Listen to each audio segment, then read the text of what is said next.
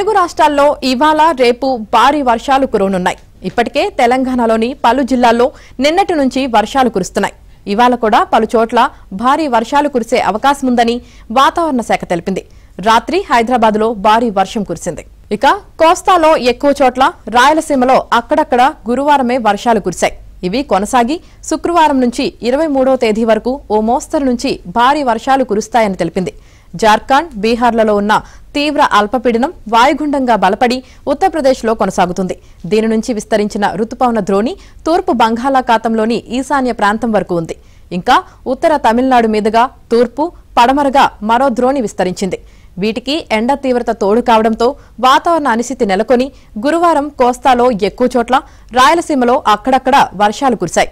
గురువారం రాత్రికి అల్లూరి, అంబేద్కర్, కోనసీమ, కృష్ణా, గుంటూరు, బాపట్ల, పల్నాడు జిల్లాలో భారీ వర్షాలు కురుస్తాయని విశాఖ తుఫాన్ హెచ్చరిక కేంద్రం నౌకాస్ట్ బులెటిన్లో పేర్కొంది.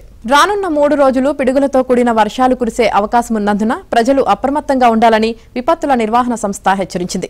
ఈదురుగాలులు కూడా వీచే అవకాశం ఉందని తెలిపింది. చెట్ల కింద, ఎత్తైన స్తంభాల వద్ద ఉండొద్దని సూచించింది.